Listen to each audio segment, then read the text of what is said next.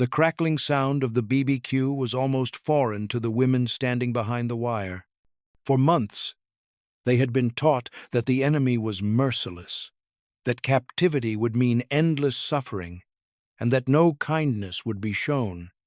Now, on a Texas ranch, the American cowboys were preparing a feast. The sweet, savory aroma of grilling meat danced through the air, something the women hadn't tasted in so long they could barely remember what it was. They stood frozen, wary, as the cowboys laughed and spoke in a tongue they barely understood. Then, something unexpected happened. The women moved forward, and in one coordinated gesture, they knelt before the barbecue. They weren't hungry, they weren't broken, they were offering something that shocked the cowboys beyond measure. They bowed, not out of fear, but out of respect. It was an act that defied everything they had been told about the enemy. They weren't just prisoners. They were still, somehow, dignified. The scent of sizzling meat wafted over them, cutting through the dusty air like a knife, and for the first time in months, the Japanese women in captivity were confronted with something beyond the horror of war. The smell was rich, fatty, and almost intoxicating. It clung to the dry wind, mingling with the earthy scent of the ranch and the sharp, crisp scent of charred wood. It was the smell of comfort, of warmth, of something they had long forgotten. The sound of the meat crackling over the open flame was a strange music, almost a lullaby. The rhythmic sizzle echoed in the air, louder than any gunshot or command. To the women, it was both an invitation and a curse. They hadn't tasted anything like it in so long. Their stomachs tightened, aching from hunger, yet their minds screamed in resistance. Could this truly be happening? The world they had known was one of starvation and deprivation. They had been fed promises of cruelty from their captors, promises of degradation that would break them, make them submit, make them feel less than human. This was something else entirely. As they stood in line, the air grew heavier, the tension palpable. Their bodies, thin and worn, could hardly contain the wave of hunger that rolled through them, but their minds, ever loyal to the ideology of Bushido, warned them to resist. The image of surrender as disgrace flashed through their minds. This wasn't just a meal. It was an act of defiance to everything they had been taught. To take the food would be to betray their honor, to accept a kindness from their enemies, an enemy they had been taught to fear and loathe. The battle inside them intensified. Some of the women shifted uneasily on their feet, glancing at the American soldiers tending the fire. They watched with suspicious eyes as the men flipped the meat with ease, chatting amongst themselves. The soldiers, oblivious to the storm of emotion brewing within the women, seemed calm, detached. They were simply doing their job, feeding the prisoners. There was no fanfare, no pomp, just men, casually preparing food. No violence, no scorn, just routine. The women shuffled closer, their eyes drawn to the golden brown pieces of meat sizzling on the grill, to the soft, warm bread being passed around. Their mouths watered, but their hands remained rigid at their sides, as if the very act of reaching out for it would break something inside them. The first woman in line took a step forward, her hand trembling, not from fear of the enemy, but from the crushing weight of history and culture bearing down on her. She hesitated, then reached for a piece of bread. Her fingers grazed the warm crust, the texture soft, a stark contrast to the brittle, rationed bread they had been given in Japan. Her eyes darted up to the American soldier handing it to her. He was smiling, but not in mockery. His expression was neutral, almost kind. And there it was again, the dissonance. She had been taught that kindness from the enemy was a lie, a trick to lure them into submission. But here it was, so raw and undeniable. No cruelty, no humiliation, just a soldier offering her food. Just food. Her breath caught in her throat as she held the bread. She could feel the warmth radiating from it, and for the first time in what felt like forever, a part of her wanted to believe this wasn't a trap.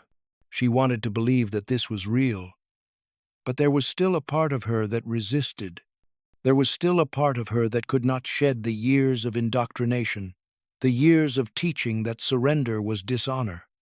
And yet, as the bread passed from the American soldier's hand into hers, she felt something shift. It wasn't just the bread that passed between them. It was an exchange of something more profound, more human. In that moment, they weren't captor and captive. They were simply two people sharing a moment, one that had been shaped by the cruel hands of war but was now marked by the strange tenderness of survival. The other women watched in silence, their faces etched with disbelief. Slowly, hesitantly, they followed her lead. One by one, their hands reached out. They accepted the food not with the hesitation of prisoners, but with the quiet, tentative curiosity of people unsure of the world they now found themselves in. They ate not as victims, but as women. Women who had been stripped of everything except their hunger. And now, with each bite, they began to realize that their captors were not the monsters they had been told to expect. This meal, so simple, yet so powerful, marked the beginning of a shift they could not yet fully comprehend. The women's hesitation began to melt away, replaced with a quiet acceptance, a tentative understanding that maybe, just maybe, the enemy was not what they had been led to believe. And in that acceptance, something else was born, a bond, forged not by war, but by the shared need for survival. As the last of the bread reached their hands, the women of the POW group stood for a moment in stunned silence, their gazes fixed on the fire. The crackle of the flames was the only sound that pierced the heavy air. Then, in one fluid movement, the women, each in their own time, lowered their heads, not in defeat, but in reverence. The motion was slow, deliberate, and ancient. It was a bow, a gesture of respect. It wasn't the bow they had been taught to give to their emperor, nor was it one for the gods. It was a bow given to those who had done the unimaginable, shown them kindness. For a fleeting second, the entire camp seemed to hold its breath. The soldiers, standing with plates of food in their hands, froze. The women weren't begging for food or pleading for mercy. Instead, they were offering respect. In a moment that defied the men's expectations, the women stood in stillness, eyes to the ground, heads lowered. It was a profound silence that spoke more than words ever could. The American cowboys had been trained to see their captives through a lens of fear and prejudice. They had been told to expect a vicious enemy, hardened, unyielding, a threat. They had anticipated resistance, defiance, and perhaps even violence. They were ready to face fear, shame, and brokenness in their prisoners. Instead, they found dignity. At first, the cowboys looked at each other, eyes wide, unsure of what they were witnessing. One cowboy, his brow furrowed in confusion, glanced at another and muttered, Did they just bow?" There was no mocking, no ridicule, only the sharpest sense of disbelief. The bow wasn't an act of submission. It was an acknowledgement, a moment of shared humanity that caught the men completely off guard. It wasn't weakness. It wasn't surrender. It was simply the women showing that even in their most vulnerable moment, they could still command respect. They weren't the enemy they had been taught to despise. They were something else entirely. The air around the BBQ suddenly felt charged with an unfamiliar tension. The cowboys, who had expected to see women broken by hunger and fear, were now faced with something far more complex. Their preconceived notions about these women, who they were, why they had fought, and how they might react, began to unravel. This wasn't the cowardice they had imagined. This wasn't the submission they had anticipated. These women were proud, not of their circumstances, but of something deeper. Their honor wasn't based on power or strength, but on survival and resilience. The cowboys' expressions shifted from confusion to recognition, as though a veil had been lifted. They could see, in that bow, the essence of what these women had been through, the brutal history of war, the demands of loyalty and sacrifice, and the weight of their culture. They weren't enemies. They were simply women, complicated, vulnerable, and, in that moment, profoundly dignified. The men looked down at their plates of food and, for the first time since their arrival, felt a twinge of discomfort. They had been handed food to offer, but now they understood that what was happening wasn't just about hunger, it was about something far deeper, far more human. This quiet exchange, unspoken yet so loud, stirred something inside the cowboys. The clash of cultures that had initially been so stark began to fade, replaced by the realization that what they had been taught about honor, submission, and the enemy was not as clear-cut as they had once believed. The women had not succumbed to desperation.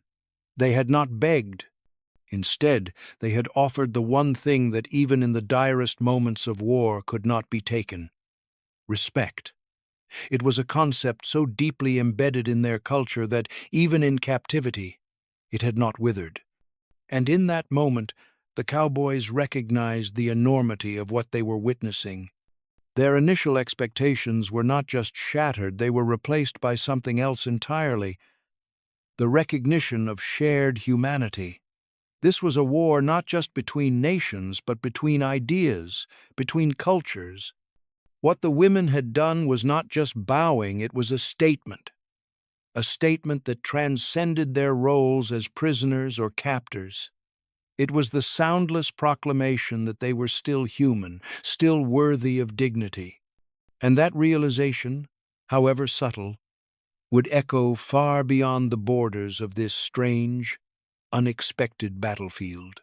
The women had bowed, and in doing so, they had taught the men something they hadn't known they needed to learn.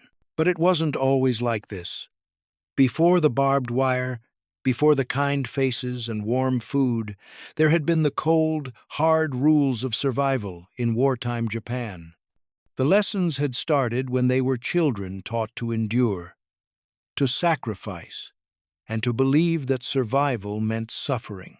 They were taught that they were tools of war, warriors in a battle much larger than themselves, bound to the will of their emperor and the demands of the country.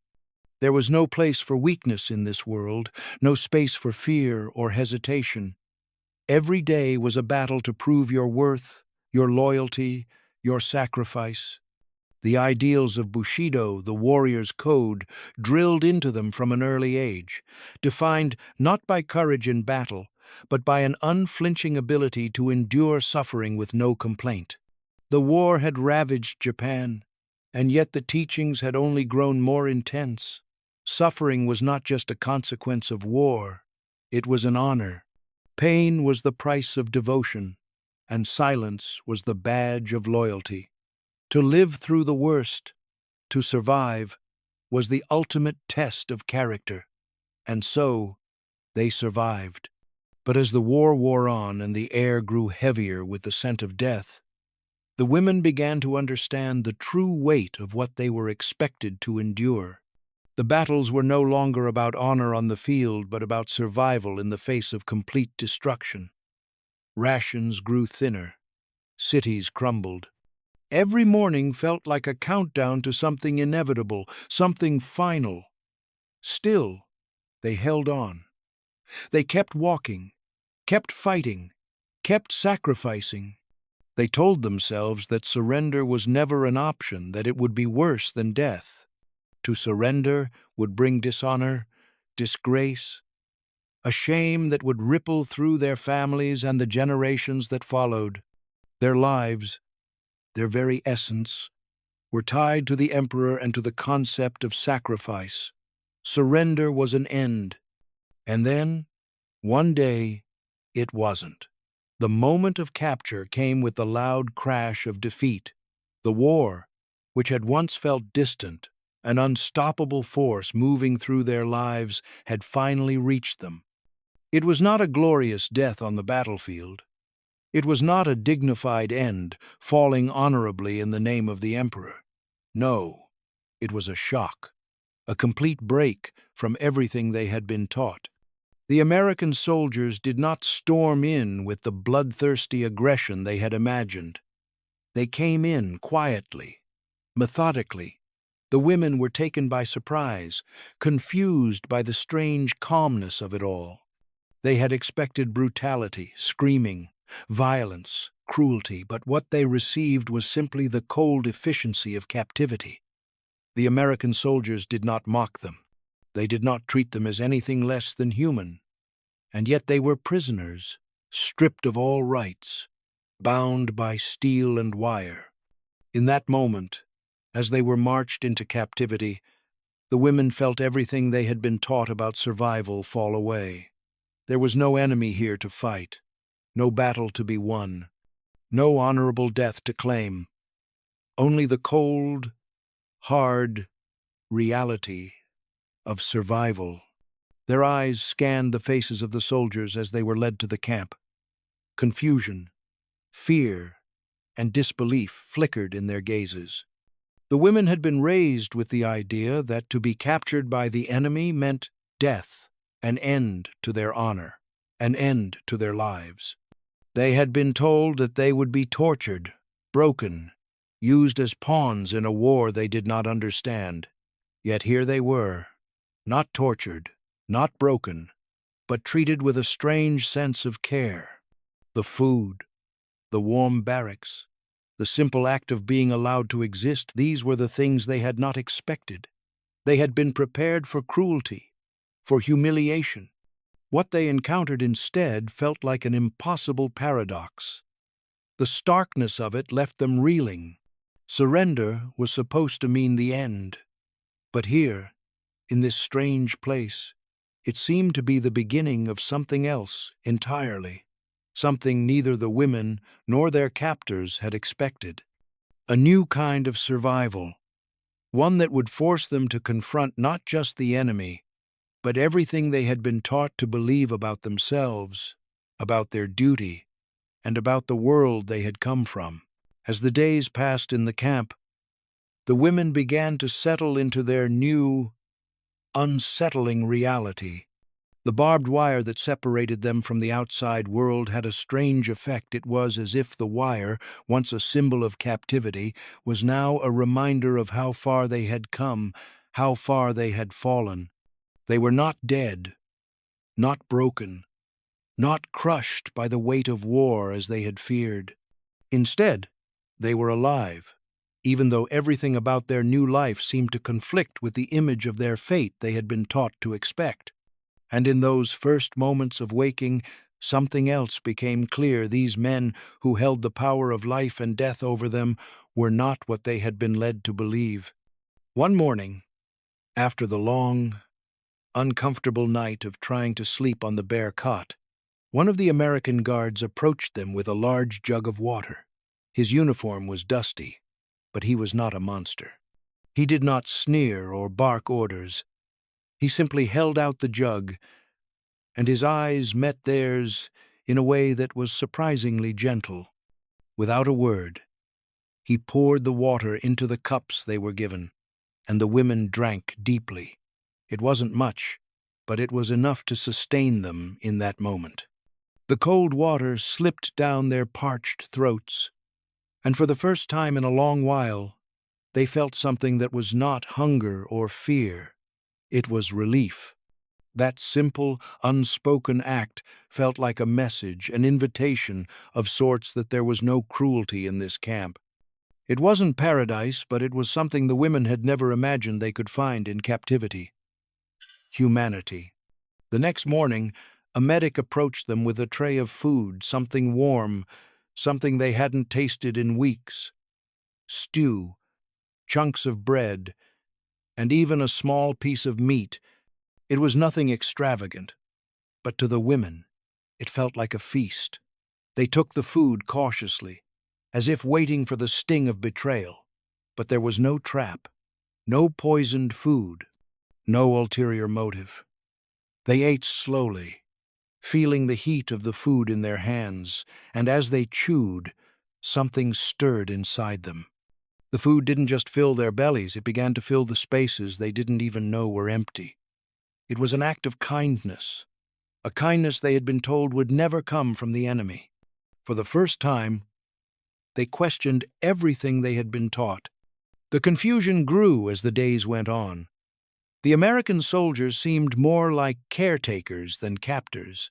They tended to the women's wounds, cleaned their clothes, offered blankets when the night grew cold. They spoke in broken Japanese, trying to make conversation, trying to make the women feel at ease. One day, a soldier smiled at a woman who had been particularly silent and handed her a small tin cup filled with hot tea. His eyes were warm, but his expression was tinged with the same confusion that filled the women's hearts. He didn't look like a monster. He didn't look like someone who would harm them. He looked like a man who had seen too much of war, just as they had. And that small, simple gesture, the offering of tea, changed something within them. They began to see their captors not as faceless enemies, but as men with their own burdens, their own stories. Could it be possible? Could these men, these Americans, be as human as they were? The contradiction was maddening. How could they reconcile the image of the American soldier as a brutal, savage enemy with the reality of him standing in front of them, offering a cup of tea, offering medical care, offering the simplest thing, humanity?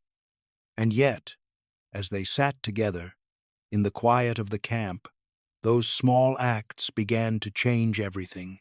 They were no longer the faceless enemy to be feared. They were men strange, flawed, and human, just like the women who had been caught in the tide of war. In the stillness of their barracks, the POWs began to speak in low whispers. The questions that had been buried deep in their minds began to rise, bubbling to the surface. The warmth of the camp, the unexpected kindness from their captors, it all seemed impossible. Their memories of the war and their upbringing felt distant, like another lifetime.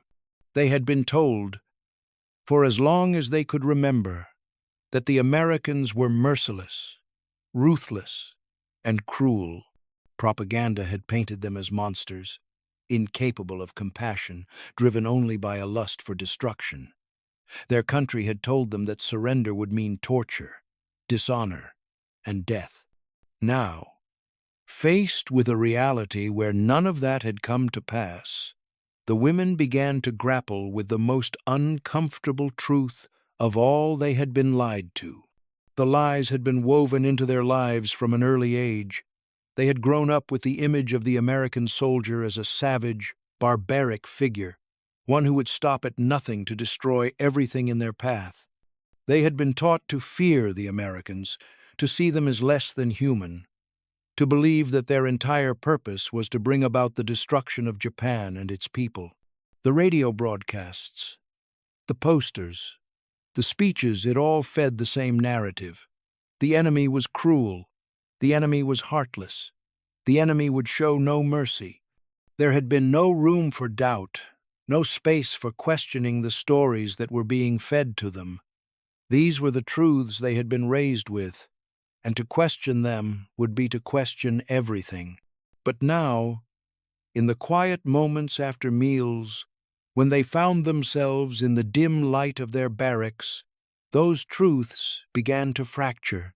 The soldiers who had captured them had offered food, water, and even medicine. The men who had taken their freedom had not treated them with disdain. They had not abused them. Instead, they had shown them a kind of care that was foreign and unsettling. Every meal, every moment of tenderness chipped away at the foundation of the lies they had built their lives upon. These men, who had been painted as monsters, were now just men doing a job, following orders, but also showing compassion in ways that none of them had ever expected. It was a bitter pill to swallow, but one that could not be ignored. The weight of this realization was crushing. For the first time, the women were forced to confront the lie they had been told. It wasn't just about the Americans. It was about everything they had been taught to believe, about honor, loyalty, and survival. To admit that they had been misled, to admit that they had been raised on a foundation of fear and hatred. They had trusted their leaders, trusted the stories they had been told. To realize that those stories were false was to feel as if the ground beneath them had crumbled away, leaving nothing but uncertainty. This internal struggle weighed heavily on them. Some of the women felt the sting of betrayal not just from their captors, but from their own country. They had been taught that the enemy was evil, that they would never show mercy, that they would never treat them with dignity. And yet, here they were, being treated with kindness, with respect, and with humanity.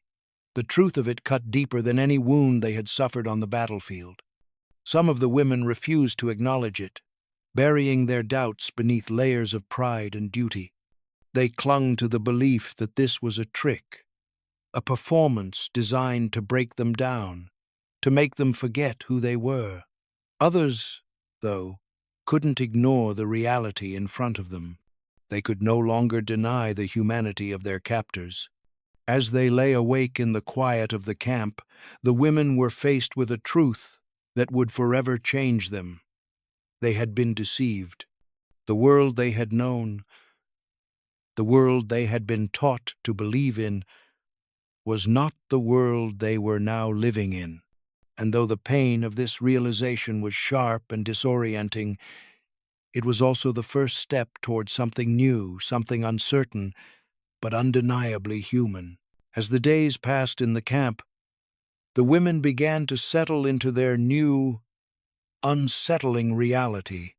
The barbed wire that separated them from the outside world had a strange effect. It was as if the wire, once a symbol of captivity, was now a reminder of how far they had come, how far they had fallen.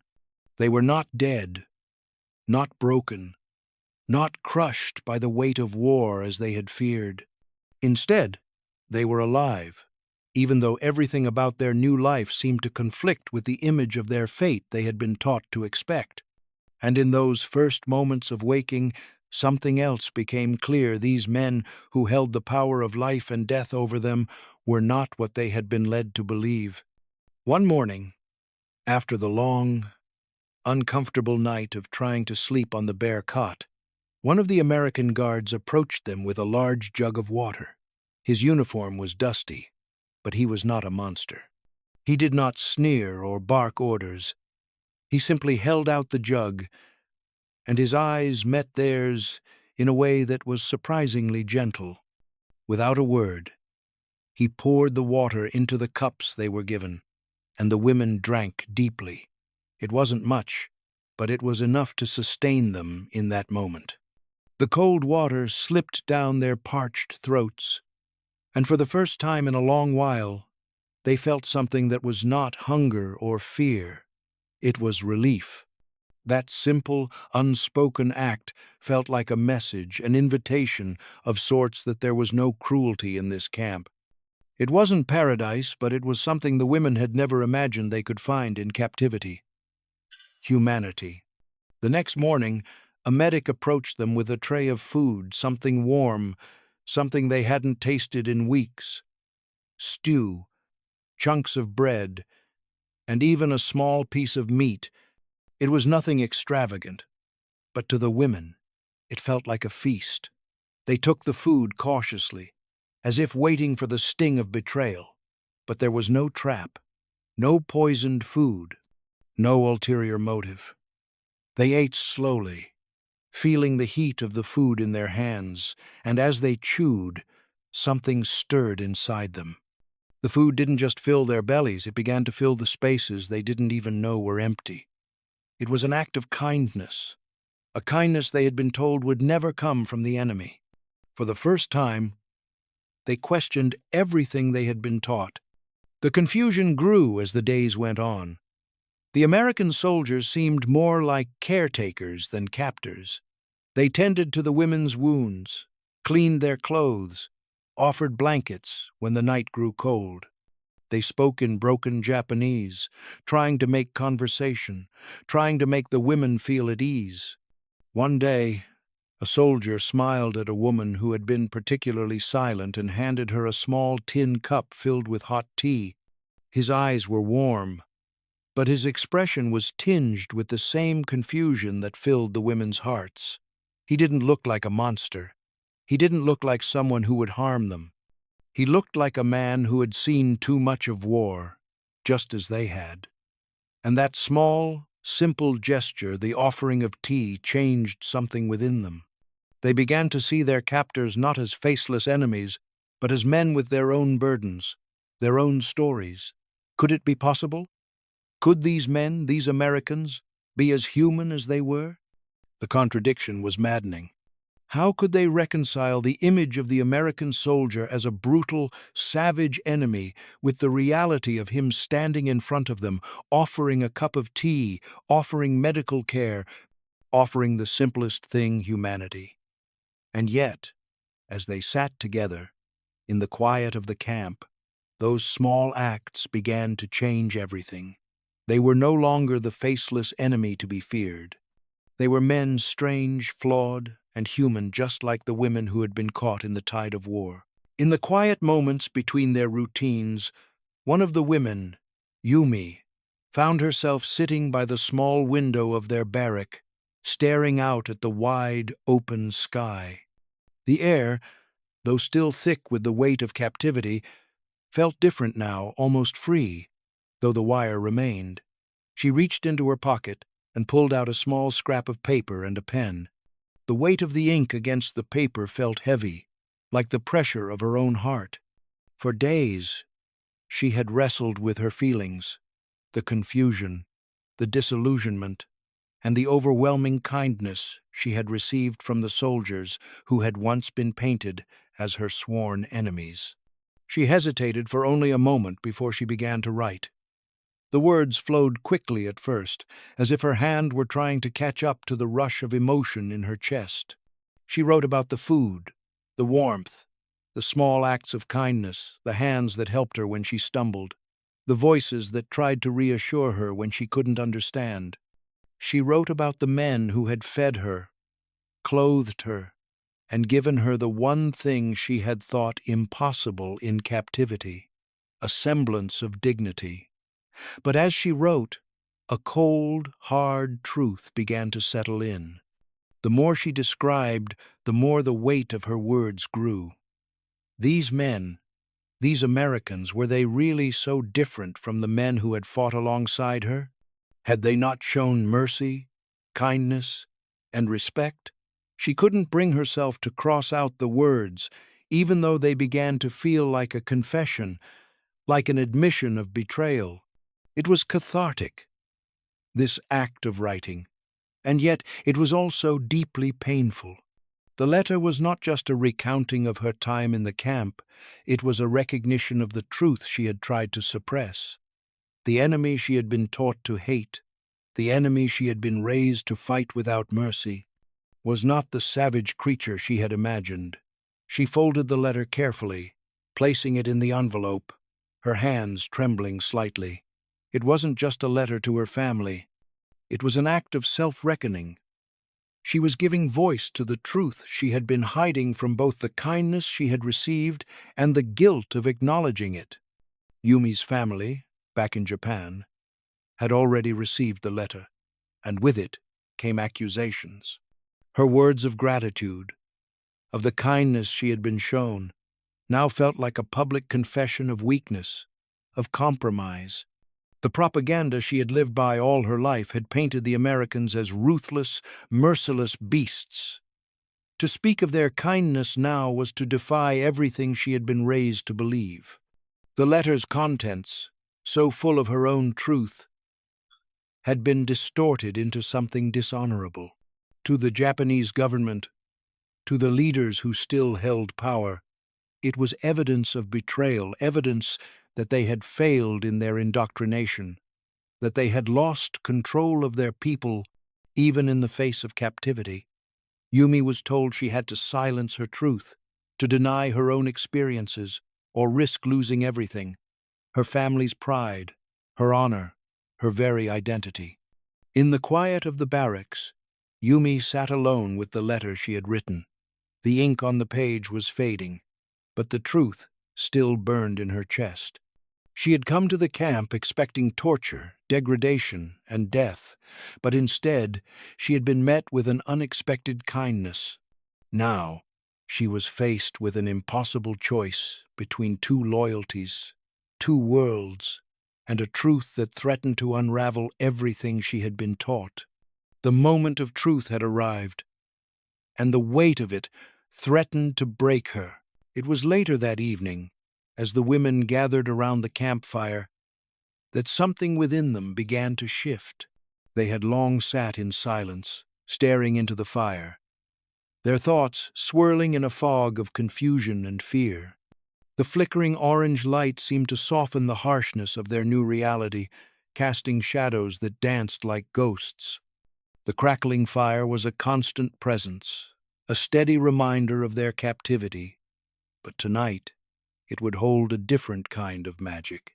A cowboy, his face weathered and worn, but his eyes full of something softer, sat on a log nearby. He pulled out a banjo, its wooden frame creaking slightly under his fingers. As the strings hummed, a soft, simple melody filled the night air. It was a song that none of them recognized, but it was the sound of something they had long forgotten: life.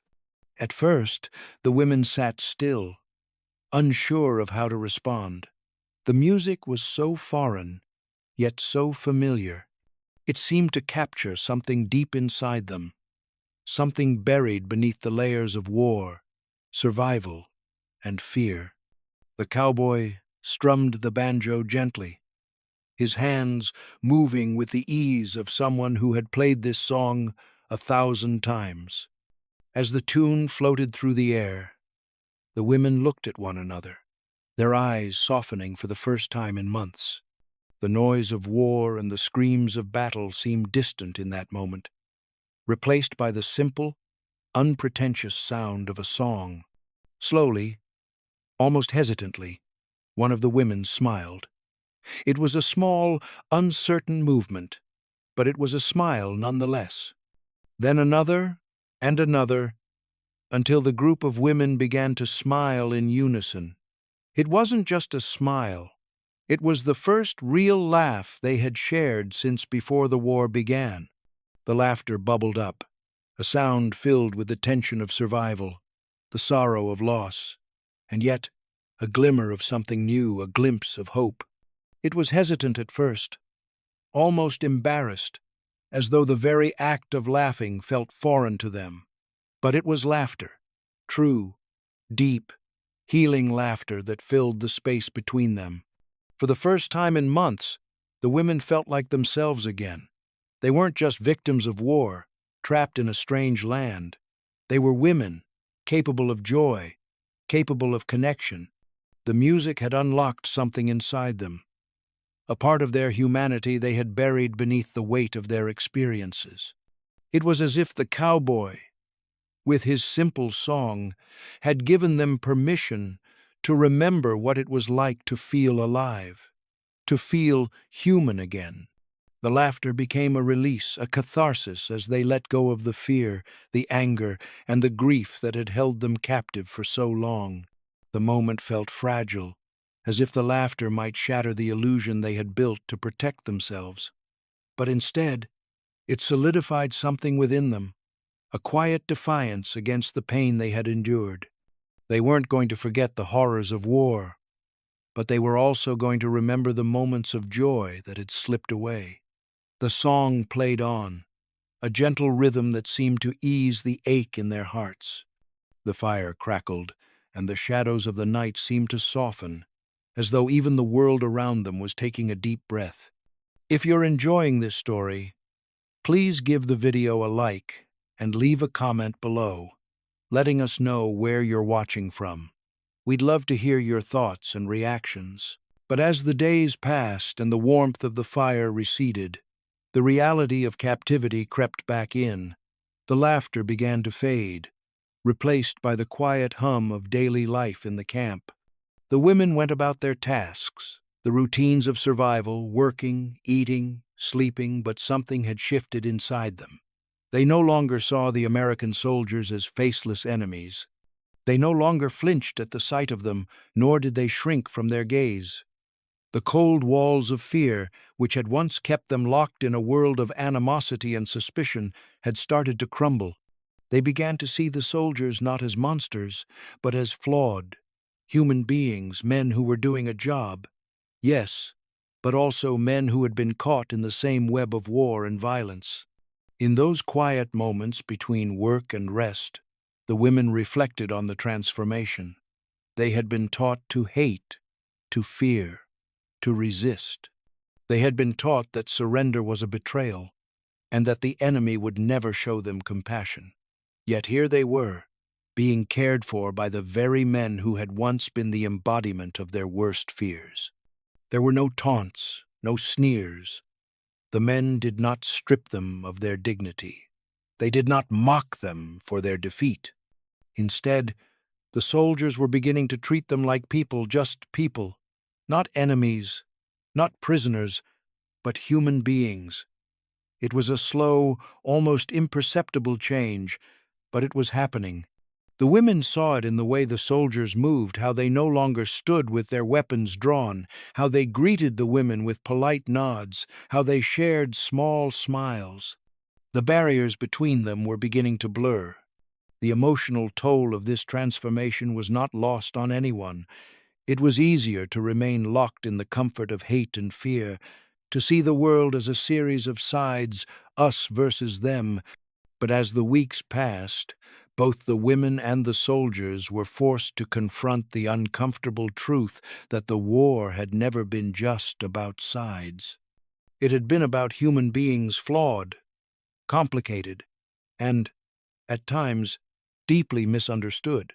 The line between captor and captive, between enemy and ally, began to blur. And with it came the realization that perhaps the war had not been about destroying each other. Perhaps it had been about something more complex, the need to find humanity in a world that seemed to have lost it. The quiet reconciliation between the women and their captors didn't come in grand gestures. It wasn't marked by speeches or proclamations. It came in the small, everyday interactions, the moments when the soldiers treated the women with respect, when the women began to speak to the soldiers without fear, when the laughter around the campfire became more genuine, more free. The emotional distance that had once defined their relationship was beginning to close, not through force or violence, but through simple acts of kindness and understanding. Neither the women nor the soldiers could erase the past, but in that shared space, they were beginning to create something new, something that transcended the horrors of war. In the end, both the women and the men were changed. They were no longer just enemies or prisoners. They were human beings, bound together by the strange, complicated realities of survival. The time had come for the women to leave the camp. The trucks that would take them back to their homeland were waiting, their engines humming quietly in the early morning light. But as they stood in line, each woman felt a strange, undeniable weight in her chest. The world they were about to re-enter was one they had not known for a long time, the world they had been taught to believe in. The world that had existed before captivity. It was a world of duty, of loyalty, of fierce pride in their country. It was the world they had left behind when they boarded the trains that had taken them to America, full of fear and hatred. They had been soldiers, loyal to their emperor, loyal to their nation. But now, after months of captivity, months of survival in a place that had shattered everything they thought they knew, they were different. They had been changed, not by the enemy's cruelty, but by their kindness.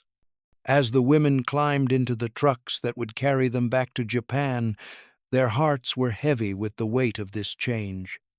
They were no longer the same women who had arrived on the American ranch. The fear, the hatred, the mistrust, they had been replaced by something more complicated, more painful. They had seen their captors as monsters, as less than human. And yet, in the days that followed, they had learned that the enemy they had been taught to fear and despise was not so different from them after all. They had received kindness, respect, and humanity from the very men they had been taught to hate. The war they had fought in, the world they had known, no longer made sense. How could they reconcile the image of the American soldier as a monster with the reality of the man who had offered them food, medical care, and a kind word when they had been at their lowest? How could they return to a world that demanded they hate the enemy when the enemy had shown them dignity? The difficulty of returning home after everything they had experienced was immense. The women knew they would face suspicion, even scorn, from their families and countrymen. They had been taught to endure, to resist, to fight, to return to Japan and admit that they had been wrong, that the enemy was not what they had been told, would be to risk everything.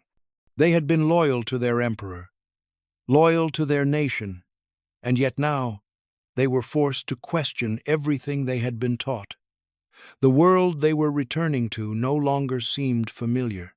It felt like a place full of contradictions, a place where the ideals they had fought for now seemed impossible to uphold.